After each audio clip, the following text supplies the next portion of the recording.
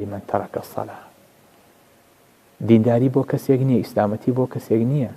کە نوێژ نەکات لەبەر چی لەبەرەوەی کە پێغەمبەری خوا صلی الله علیه و سلم فەرمێ سددوا وقاربوا واعلموا أن خير أعمالكم الصلاة بزان باشترین کردەوەتان نوێژەکانتانە ولا يحافظ على الوضوء إلا مؤمن کەس پارێزگاری لە دەستنوێژ ناکا و بەردەوام دەستنوێژی نییە ئیلا ئینسانی موسڵمان نەبێ بۆیە بینی خۆشەویستەکانم بە شانازیەوە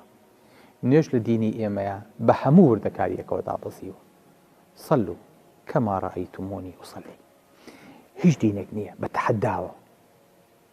وەکو ئێمە نوێژی بە وردەکاریەکان دیاری کردە بێ بزانی چی ئەەکەی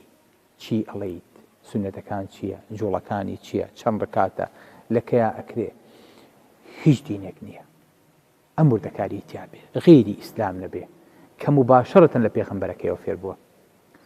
بە کابرایەکی مەسیحی بڵێن زەحمە نەبێ ئەم نوێژەی ئێوە لە کتێبەکانتانە هەیە ئەڵێ نە عیسا عەلەیهی سەلام ئاوا نوێژی کردووە ئەڵێ نازانی بە جوولەکە بڵێ بە هەموو ئەدیانەکان بڵێ بزانە ئەزان پێغەمبەرەکانیان چۆن نوێژیان کردووە یاخود چۆن نوێژیان بۆ دابەزیوە نەخێر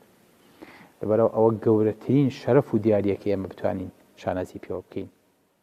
لە گەورەی نوێژ